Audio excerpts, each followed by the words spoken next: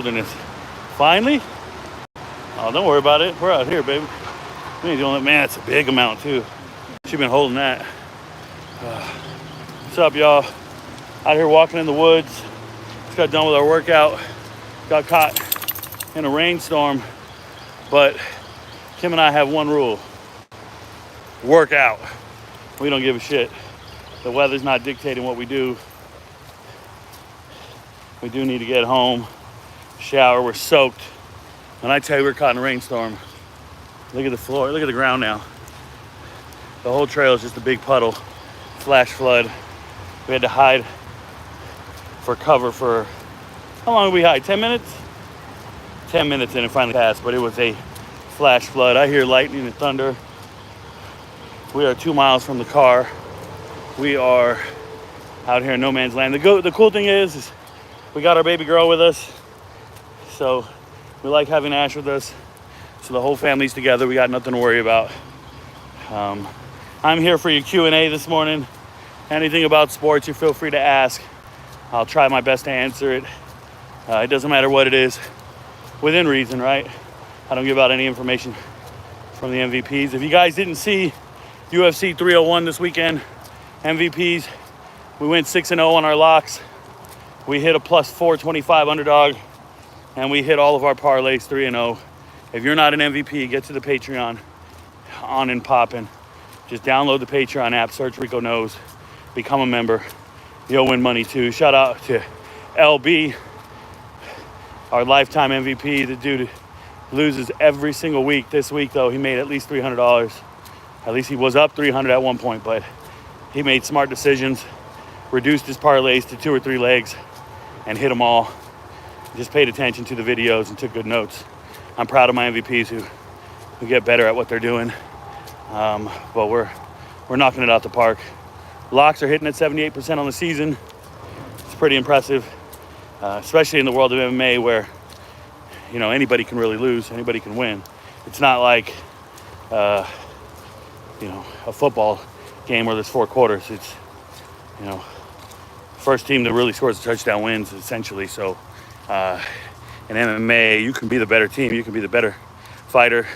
You can have all the best athletes and athleticism, but the other team scores a touchdown first, you lose. So it's a little different in MMA. People making bets and everything typically bet a lot closer to 50%. What are you doing over there? Sweetie, get over here. That woman is on the wrong side of a puddle, bro. Just walking through nonsense. I don't know. You don't look ahead? Look ahead, sweet, please, baby. I don't want to have to save you. My legs are gone.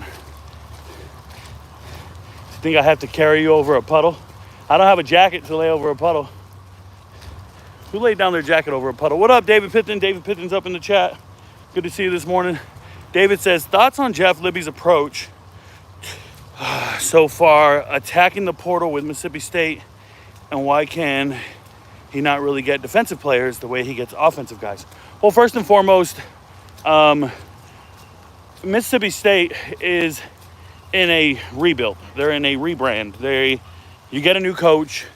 There has to be some appeal behind that. But when you hire a coordinator to be a head coach instead of a head coach, you don't get a whole lot of carryover with you. A lot of guys don't follow you. You might get some of the young recruits that are closer to you as a positions coach. But because he wasn't entrenched at Oklahoma very long, not a lot of Oklahoma players felt loyal to leave Oklahoma and go with him. So when you hire a new coach, typically they show up with their whole team. I want you to think of UTEP, right? And they brought over all of Austin Peay. I want you to think of, let's see, not Syracuse with Fran Brown. But when you look at Fran Brown, he recruited a lot of those players, and he had been at Georgia for a couple years. So a lot of those guys were more loyal to him than they were to Georgia, right? Lebby doesn't quite have that same appeal. Obviously Arizona and going up to Washington, right? Or Washington, DeBoer going over to Alabama. You bring your players with you because they're loyal to you, and you have that. Lebby does not have that. He did not have any type of recruitment loyalty from any of the players, so nobody came with him. So now you got a clean slate, and you have to try to convince players to come to your school. The one appeal you do have is you're the SEC. The Problem with that is obviously you're competing against superior teams, but it's not hard to win in the SEC. Let me explain this. You can be a 3-win team in the SEC and still have a top 50 recruiting class. You can, because players want to go to your school because you're in the SEC. If you win 3 games in the Big 10, the Big 12, or the ACC, your recruiting class is going to suffer immensely. Nobody's lining up to go to your school because you're affiliated with a conference, unless it's the SEC, essentially. Thank you to ESPN. But, so it's really easy to have competitive recruiting classes. But when it comes to elite transfer portal players, you have to have a couple of claims to fame. Number one, you have to have a winning pedigree. Mississippi State does not have a winning pedigree. Okay, fine. You have to have an NFL pedigree. Do you get our guys to the league? Mississippi State is not getting guys to the league in comparison to some of these other perennial powers that are winning in the recruiting battles. So the only thing you have going for you is 2 things. Okay, well, 3 things really, but 2 things that are above and out of the norm. Number one, you're an offensive genius or an offensive-minded coach, so your scheme is appealing. You can get guys like Keon Coleman to come back. You can get guys like, skill players that want to come play for you. You can get them because you've sold them on your offensive scheme. So that's number one. Number two, the other thing you can rely on is proximity. Players who want to return home to the state of Mississippi and play near home. Those guys, those flameouts, those guys who didn't make it at other schools, you have an opportunity to grab them. And maybe you missed on them coming out of high school because they wanted to go to Ohio State, or they wanted to go to Penn State, or they wanted to go to Ole Miss, or they wanted to go to A&M, wherever. So those are your real 2 avenues of approach, is getting people who want to come back to home or people that want to play in your offensive scheme. Nowhere in there did you hear defensive scheme, because there is no pedigree. There is no proof of concept. There's nothing there. So Mississippi State's doing their best. They're going to do it, but if they want to succeed, if Levy wants to succeed at Mississippi State, he's going to have to win the recruiting battle for certain players. He's going to have to come out on top in the high school ranks. And then he's going to have to develop players better than others, meaning you're going to have to get more juice out of the squeeze, right? You're just going to have to get better out of the players you get more out of them. It's not impossible, but it's a daunting task. So that's why Levy's not winning on the defensive side of the portal, and he is getting some marquee offensive names. It's proximity, it's pedigree, and it's just the nature of the beast right now. He can hire different group of 5 coaches, different coordinators and position coaches that are successful at what they do. And that's probably the biggest difference in certain teams, is how you evaluate 3-star players. Can you find those guys that are going to develop and stay in your program for 4 to 5 years and become NFL draft picks? It's going to be your 3 stars. 5 stars, it's all going to be a bidding war from this time moving forward. So unless you have millions set aside to placate the 5 stars, I wouldn't even bother recruiting them, because all they're going to do is come to your school, lift some weights, and then leave. They're not really going to be contributors, and there's not a 5-star in America that should be impacting your win-loss total as a freshman. It shouldn't happen. You should have enough on your team. You should have recruited well enough year in and year out, and developed year in and year out, that no high schooler in America can outdo the players you have on your team, theoretically. Give you an example. There's a defensive end, Jacksonville State. He just jumped in the portal. His name is Chris Hardy. Whoa, Jeff Hardy. Jeff Levy. Yeah. So Chris Hardy is the best defensive end in the portal out of Jacksonville State. He just got in the portal last week. And everybody's still talking about some 5-star defensive end, some 4-star defensive end who didn't pan out at Georgia or Alabama. People are talking about all these recruits that you can sign. Oh my God, remember him? He was at Penn State. Stop it. Chris Hardy is better than any high schooler in America. Chris Hardy is a Sunday player. He's amazing. That's who you need to go and get. And you need to get a young man that has 1 year of eligibility left, that is grateful to go from Jacksonville State to the SEC and prove that he can play on the biggest stage. So I would be all in on Chris Hardy. I would not be chasing 4- and 5-star kids. And that's one example. If you go look at the transfer portal and you start looking at like secondary players, I was looking at defensive backs last night. I evaluated, you didn't see much content from me yesterday. I was evaluating 235 different defensive backs in the transfer portal last night. Not just last night, but all day yesterday. I just focused on defensive backs. And I came across 13 14 different guys with an immense amount of playing time that nobody's talking about. We're talking about guys who have started games at the collegiate level, guys who are the right size, right metrics. I turn on the studs. I would want any one of those 13 guys over any of these recruits, any of these kids who are anointed by rivals or 24/7 or on 3. I would be after those guys. The problem with these teams, and it's no knock on them, they have entire recruiting departments, and I'm in touch with a lot of recruiting departments. I talk to them every single day, and I assist, but I never tell them, like I put it in a chart and I give them the rankings and I put them in order, but I never tell them, like, I would personally only go after this guy, because that's not what they ask for.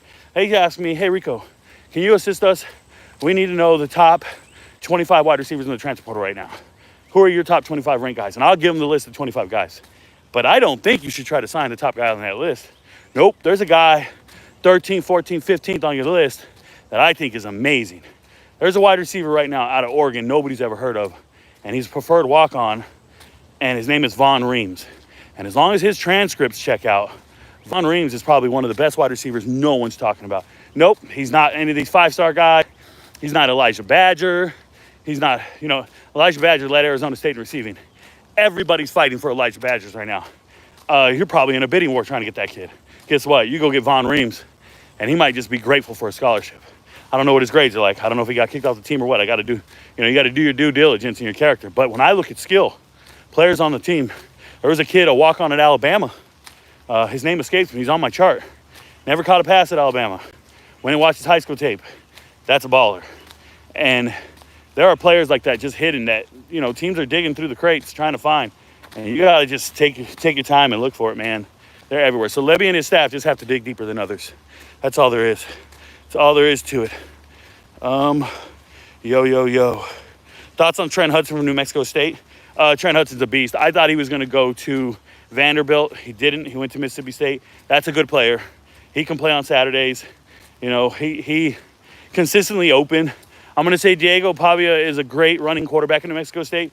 Couldn't really lace it with his arm talent. So a lot of those receivers' stats are kind of, they could be better, but they're victims of the system and their lack of arm talent on Diego. But Diego is such a gamer, man. He's so tough, and he just gets first downs. I have nothing negative to say about Diego. I'm just going to tell you that some of his receivers are better than you think, and Hudson's one of those guys that's pretty decent. I like him a lot. What up, Rico? Yo. What up, Derek? Shout out to Connor. Connor said, Rico, when are those NFL draft reviews dropping? No pressure, just wondering. So, Connor, the plan is to drop one Power 5 deep dive on Patreon every single day, which you guys have been seeing if you're MVPs. So I do a deep dive on a Power 5 team every single day moving forward. And then one NFL draft review on TikTok and YouTube every single day. That's the plan. I'm going to be doing those every day, and then 2 high school film reviews a day. And then whatever happens in the world of sports will be the fill-in. So those are my only do-outs every day.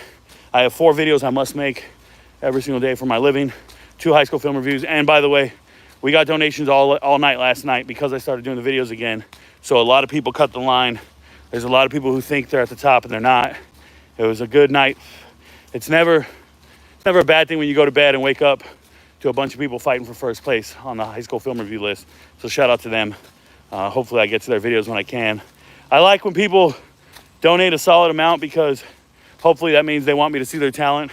Lately, the talent's been, And I got to tell you guys, some of the donations have been because we ran down the list and we got rid of all the high donators.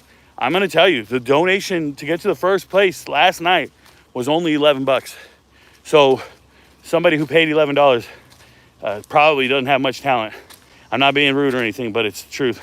And you've seen it in the quality of the talent in the video. So that's what it is. But yeah, do an NFL draft preview, 1 a day, going alphabetical by city. So please be patient. It'll be on TikTok and YouTube by the end of today. So I'll get to it. Apologize. It does take me time.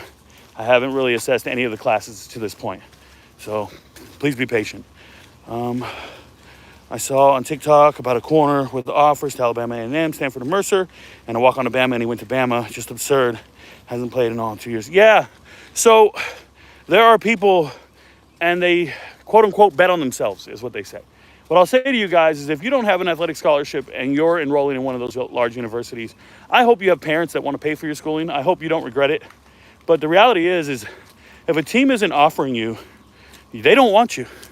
If they're not giving you a scholarship offer, they're giving it to someone else, right? There are players out there and they're being lied to left and right. Teams are allocating a certain number of scholarships per position group, and then they'll tell you, hey, we don't have any more scholarships available. Can you walk on? That's not true, because then the next day you'll see them offer somebody else a scholarship. So they just don't want you. They'll take you. They'd love to have you, but they're not going to play you. They have no desire to play you. Their job is to get the best 85 players on the team. So if you are the 6th best wide receiver, they're not going to tell you that. They're just grateful you're better than the other 13 guys they have on the roster. They'll take the 6th best wide receiver. You think you're the 2nd best and you're going to get in rotation and get reps, and you're not. It's like, I'm going to put it in perspective. It's like a dude on Tinder who's got a whole lot of girls talking to him. And one girl is dying to be his girlfriend. And he's kind of like, yo, I'll just go out with you on Thursdays. And she's like, oh, I'll take that. She's so desperate, low self-esteem. And in her mind, she thinks she's going to win you over with that one Thursday date. But in reality, you're not only just the date on Thursday. You're the date on Thursday between 5 and 7 p.m. He's got another one that night. And he's got a whole lot of people that he's seeing on the weekends. Like, would you really want to be with that guy? No, you wouldn't. But all the girls, oh, they're going to give it their shot. These players are the same way. They are falling in love with a school that doesn't really want to mess with them, doesn't give them full time, isn't all in on them, and just says, hey, yeah, come walk on with us. I got a plan for you moving forward. How about when the coach says, yeah, we got a plan for you. We're going to get you a scholarship in 2 years. We just got to get this guy off the books, this guy off the books. And then you see the next offseason, they go and sign 3 transfers in your position group. If you ever get to a school and there are 3 preferred walk-ons at your position group, understand they told all of those guys, we have a plan for you. We have a plan for you. Preferred walk-on and walk-on, there's no difference, man. I know everybody's like, they're going to treat you different. They wanted you there versus you being there. No. You got no scholarship. You get less reps. You get less development. Go to an FCS school, get drafted. I just talked about this. There's a safety at South Dakota, got drafted in the 7th round this year. And I went down the whole thing. He probably good enough to play at the FBS level. Didn't go to the FBS. He went to FCS and stayed FCS. Was all conference, was an All-American this year. And everybody's like, well, you got to get to FBS. You got to get to SEC so people can see you play. And all this. No, you don't. You know what he did? He played at South Dakota. I'm not talking about South Dakota State. South Dakota. And in the first game of the season, they played Missouri. You know what he did? He got an interception on national TV against Missouri, against the SEC, while covering Luther Burden. That's all you got to do. We're in a rainstorm again. Guys, it is bad, and there is no cover out here. We are in trouble. Monsoon for real. Turtles are out, bro. That's so cool. There's a bit. My dog is prowling on this turtle. She's prowling on this turtle. Leave it. Little guy, bro. She started getting low. Yeah, you never seen that before, huh? It's a big ass, it's just a turtle out on the trail. Sorry, y'all, we're getting rained on. I want to answer your questions. Yeah, stop falling for the walk-on shit. It's not betting on yourself. You want to bet on yourself, go to an FCS school that plays nationally televised games, that has a chance to play in the FCS playoffs, that will get on TV, get on ESPN, and then ball out against everybody every single season. The NFL will find you. There was 11 FCS draft picks. There is countless FCS undrafted free agents. And let me tell you, you can be the starting running back at Georgia in the SEC, and you can score fucking 7-8 touchdowns, and you won't get drafted. Neither running back from Georgia got drafted. Starting running backs rotating in the SEC, started every single day, did not get drafted, okay? But the starting running back at South Dakota State was drafted, okay? You can make it anywhere. Be great. Go where there's a scholarship. Get your degree, and don't leave with a bunch of student loans. Please don't. Evan Kramer. Do you like Kyrian Gray's going to Cal from Ohio State? Wide receiver. Feel that he should have went to Mountain West or Northern Arizona to get closer to home instead of Cal. Yeah, so the deal with Cal is he's probably the third or fourth best wide receiver signed out of the transfer portal going to Cal, to be honest. The deal with Cal is Cal's afraid because they lost Jeremiah Hunter. Was that his name? Hunter? The kid who went up to Washington?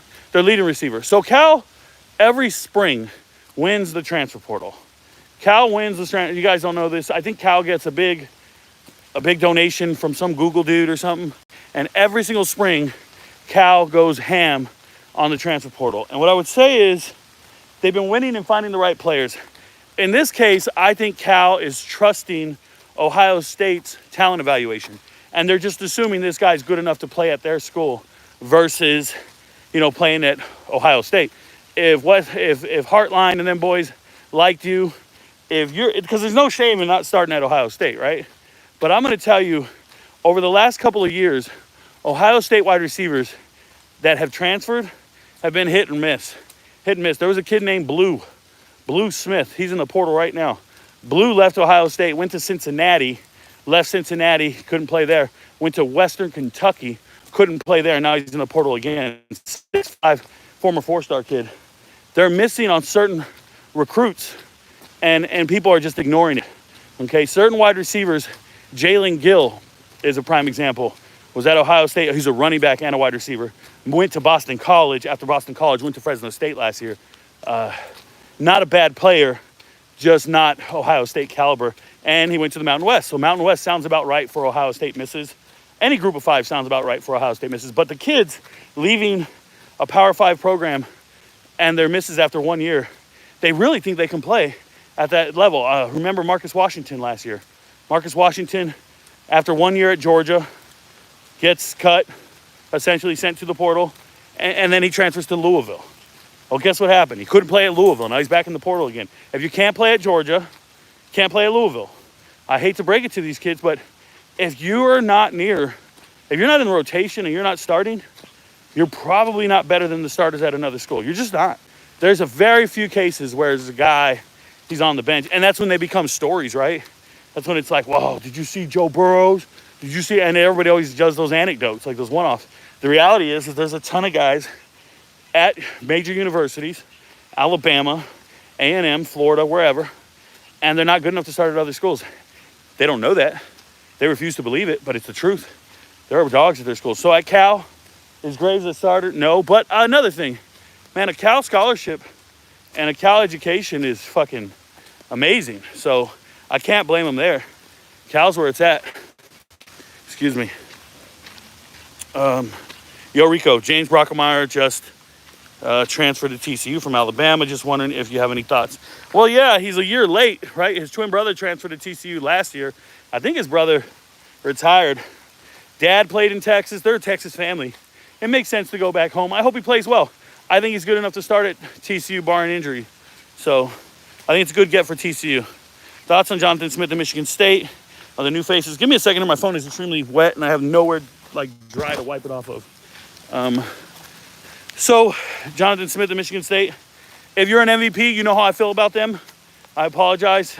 Stuff like that, predicting next year and all that, I can't really go there because I sell that information to the MVP. Shout out to all my premium members. If you're a member on this channel, not a subscriber, but a member, and you pay the $25 a month, you can see the deep dives on every team. But I do think very highly of Jonathan Smith as a coach. I think he's got his work cut out. It's a very good conference. So it probably won't impact the win-loss total much this year, but the culture and the level of expectation and the understanding and the processes, they'll speak for themselves. And his track record and his way of doing things is very... Baby, can you stop for a second? I need to use your shirt to dry this off. Is very... The spot under your butt is very dry, so... Don't move. Give me a second, y'all. Thank you. All right, y'all. Sorry about that. We are heading to dead zone soon, so if I cut out, I apologize. We do have a dead zone here on this walk where we finished our run this morning. We got a ways to go. So I think very highly of Jonathan Smith. It's just going to take a little while, okay? What are your thoughts on JMU this year with all the new faces? Okay, so JMU loses a great coach in Signetti, but they hire Bob. And I'm going to tell you, Chesney, I really, really like Bob, but it's going to be tough. JMU's entire nucleus is gone. So it's a It's a Holy Cross nucleus. I love, I-L-O-V-E, love at least 6 of their transfers. Like 6 of their transfers are home run hits for me. Ayo Adehi at running back, 5'7", leading rusher from North Texas, transferring into JMU. For me, it's going to be the most fun to watch him and see his progress and see what happens, because that was a guy who was second or third on the depth chart to start the season at North Texas because of his size, and they didn't believe in him. And he just went out in the games and just proved himself. By the end of the first month, he was the leading rusher, averaging 7 yards a carry, 1,000-yard rusher. Go look up Ayo Adehi tape, and you'll understand why I'm so excited about him. But there are JMU transfers on defense and offense. It's just tough, man. You lost some of the best players in a long time at that school, and it's going to be tough to stay afloat. But they're in an easy conference. They can do it. They can do it. I like JMU a lot. Thoughts on Dylan Thieneman? Hey! So I made a video on Dylan Thieneman last year before the season. Go find it. Search on TikTok and search Rico Knows Purdue. And then just start scrolling around until you see 2 different words on the search bar on TikTok. Rico Knows Purdue. And just start scrolling until you see the Dylan Thieneman videos. His brothers reached out to me after I posted the videos. And they're like, bro, I just finally saw this a couple months later. They didn't know that I had made the video. Who knew I was going to make a video about the team's leading tackler as a true freshman and getting 6 interceptions in his freshman year, 5 or 6 interceptions his freshman year. This is a NFL superstar waiting to happen. I loved his work ethic. I watched all the spring ball content for Purdue like I do with every single team. And when I got to Purdue, because I don't watch it when it happens, I rotate conferences and then I go look up one team at a time on any given day. Like today is going to be, I don't know who it is. It's someone in the Big Ten. But whoever's alphabetical after Rutgers, I think, or after Penn State. It might be Rutgers today. So anyways, no, I already did Rutgers. Anyways, the point is, the day I went to go look at Purdue and I came across Dylan Thieneman's tape, I said, holy shit, this guy reminds me of a guy I used to play football with. His name is Jeremy Thornburg. And Jeremy Thornburg was an all-state hurdler. We played against each other. And he was the rawest white boy I ever played against, right? He was as a free safety. He was great. He ended up playing for the Eagles and the Packers. But he went to NAU out of high school, Northern Arizona. He was their team captain the final 2 years, led the team in tackles his last 2 years. And he was just this FCS stud. And he made it as an undrafted free agent in the NFL. Okay. So I'm like, yo, this is Jeremy all day. So I'm watching the tape a little more, and I'm like, man, he's better. I think this kid's an NFL player. And sure enough, balled out, showed out. If you guys don't know who Dylan Thieneman is, he is the 3rd best safety next year behind, Malachi Starks, Caleb Downs. I got Malachi Starks, Caleb Downs, and then Dylan Thieneman 3rd. And that's after a true freshman campaign at Purdue. And nobody's talking about Purdue. Nobody's talking about the players. But I've been talking about Dylan Thieneman for over a year. Go turn on the tape. He's amazing. You don't ever have to tell me where a player's from, Montgomery Roads, especially not somebody like that. But I appreciate you, bro. I'm walking through the woods. I don't have Google, but I do know the players everybody's asking about. I try to. It's not a magic trick. I tell you guys, it's not a magic trick. You just got to put in work. Somebody wrote, I thought you were Russell Wilson from Denver. Oh, well, I'm definitely not Russell Wilson from Denver. Thank you. Yeah. Good morning. Be safe. Man, she got dirt running up. That lady looked like she got the stink butt. She ran through a puddle and like the dirt ran up her ass because the rain and everything. It's just mud running up right up her ass, bro. She looked like she had like a baby when they've got the shit coming out, the blowback out of the diaper. That's what she looks like right now. And ain't nobody telling her. I want to tell her. Next time I see her, I'm going to say, hey, you got the stank butt. Sorry if we're cutting out. We are hitting dead zone here soon. Some guy said fat. Yes, man, you think I'm fat? I just ran. We do 5 miles every day, bro. Show up, man. Show up. Calling me fat, dude. You tripping, bro. Calling me fat. Chiseled. Go to Clemson or LSU, you'll get drafted. Oh, that's true. That's true. Message deleted by Kramer. Oh, Kramer, there was somebody here. Oh, get him out of here. What do you think of the quarterback battle at USC with Maeva? I'm thoroughly impressed if Maeva wins that quarterback battle. I think that's ridiculous if he wins it. I hope there is no quarterback battle because I don't think he's USC caliber. I actually don't think he's Power 5 caliber. I thought he played well at UNLV, but not great. I think a lot of the stats he got at UNLV were because he has an amazing wide receiver in Ricky White. He had an amazing offensive coordinator that has the go-go offense going. Like, that's it. It's a coordinator and a wide receiver who gets yak. I'm not sure why anybody's on my Ava like that. Personally, he wasn't even the starter because he's not that good at practice initially. But there was a damn fragile piece of furniture in front of him getting hurt, and then he finally got on. Is Iowa the least attractive transfer portal destination, or does Ferentz refuse to abolish developing players? Iowa's not least attractive. Hell no. Iowa, they just got Nick Jackson last year from Virginia. My best defensive transfer. No way. Iowa's the spot to be, man. It's just they have to get a different caliber of offensive player because they don't have any offensive pedigree. They don't have any claim to fame, right? Their offense was ranked 130th in the country last year out of the FBS. It's going to be hard to convince somebody to say, hey, yeah, come over here. And then they're like, well, what do you got? We got a new offense. Okay. We got the same players that were in that 130. How good is Iowa's offense going to be this year? How much are they going to improve? Top 100? They're not going to get to top 50 offensively. Top 100 is probably a really good move. For an offense to move up yards per game 30 places is really impressive. And that also means that you need 30 other offenses to somewhat regress while you're, I don't know, man. I think Iowa's just in an uphill battle. You don't have the recruiting grounds that you need. Like, players from Iowa, how good are they? Right? And I mean that, like, high school wise. How good are players from Iowa? Like, are there a bunch of speed demons lying around? I'm telling you right now, there are 20 kids who didn't get signed out of Georgia.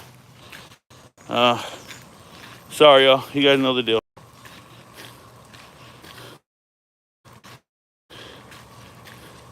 This dude said walk and bike, red flag. I don't get it, Jimmy. I don't get it, but Jimmy, don't get it at all. What up, Rico? What up, Fair Metro? We're in the dead zone, y'all. I am going to have to stop the Q&A. It's nice talking to you guys. I apologize. Thank you for the good questions. Y'all have a blessed day. Peace.